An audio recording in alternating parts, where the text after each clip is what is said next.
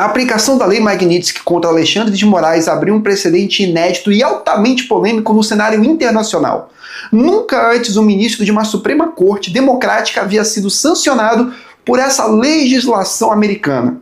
Mas a questão que emerge, quando observada de perto, não é apenas se os Estados Unidos estão violando a soberania brasileira, mas também se, de algum modo, não estariam preenchendo um vácuo institucional que se tornou evidente no Brasil. A incapacidade interna de frear abusos cometidos pelo próprio Supremo Tribunal Federal. E aqui não podemos cair na ingenuidade de tratar Moraes e outros ministros como figuras inocentes, vítimas de um imperialismo arbitrário. Muito pelo contrário. Trata-se de atores políticos que, em inúmeras ocasiões, extrapolaram suas funções constitucionais. Rasgaram garantias legais, criaram inquéritos ilegais, atuaram como legisladores e executores e transformaram o STF num centro de instabilidade jurídica e política. O problema é que, diante desse quadro, a engrenagem que deveria funcionar como freio e contrapeso, o Congresso Nacional, mostrou-se completamente incapaz de agir.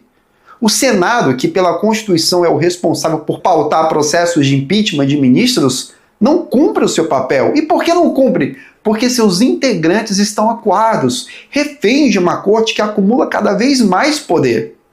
Os senadores sabem que, ao ousarem enfrentar os ministros, podem ter seus próprios mandatos questionados, suas decisões anuladas e até suas vidas políticas destruídas em uma canetada. A assimetria de poder é tamanha que, mesmo se houvesse coragem para abrir um processo, o próprio STF encontraria formas de deslegitimá-lo, mostrando que no Brasil de hoje não há quem se imponha sobre a corte. E nesse vazio institucional, não é exagero dizer que o Supremo se coloca acima da lei como se fosse a própria lei. É nesse cenário que a aplicação da Lei Magnitsky ganha outra leitura. Para muitos, ela é uma afronta direta à soberania brasileira, um ato imperialista em que uma potência estrangeira se arroga o direito de punir magistrados de outro país. Mas para outros é a única alternativa real para frear um poder que internamente se tornou incontrolável. Essa é a tensão. De um lado, a defesa da autonomia nacional, do outro, a constatação de que as instituições brasileiras falharam em impor limites a um judiciário que age politicamente e que, sem pressão externa, continuará a expandir seus tentáculos. É um dilema duro, porque, em tese, aceitar Magnitsky é admitir que o Brasil já não é capaz de se governar sozinho. Mas rejeitá-la pode significar normalizar os abusos de um Supremo que já não se vê limitado pela Constituição. As consequências dessa situação são profundas. No curto prazo, os ministros podem, de fato, se tornar alvos legítimos de sanções não apenas pelos Estados Unidos, mas por outros países que observam atentamente esse movimento.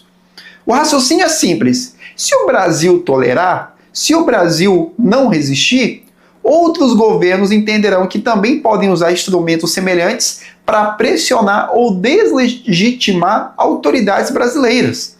É o risco da abertura de um precedente perigoso, transformar a política internacional numa área de chantagens jurídicas. Mas há também o outro lado.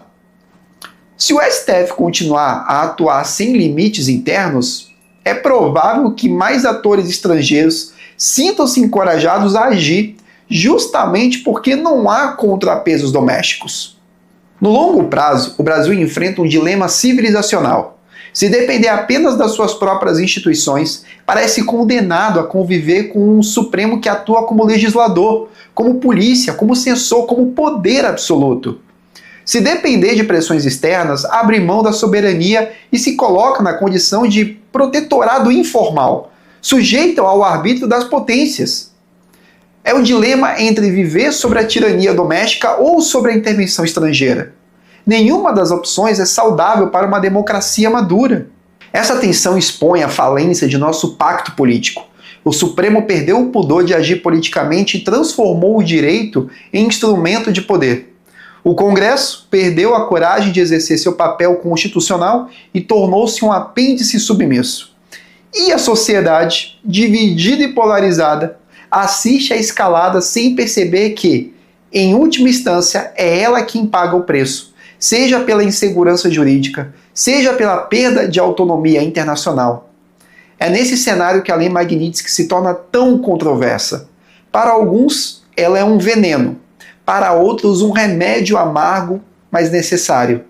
E talvez o ponto crucial seja esse. Se as instituições brasileiras não forem capazes de se regenerar, de reencontrar o equilíbrio entre os poderes, então a tentação de depender de forças externas só aumentará. E o Brasil, em vez de construir sua própria soberania, será cada vez mais uma peça no tabuleiro de outras nações. E aqui fica a pergunta que todo brasileiro precisa responder. O que é pior, viver sob a tirania de ministros que já não respeitam a Constituição ou aceitar que potências estrangeiras ditem os limites do nosso judiciário? Talvez, sem percebermos, já estamos caminhando para uma tutela internacional disfarçada. E se esse for o caso, o Brasil terá deixado de ser uma democracia soberana para se tornar apenas um território administrado de fora.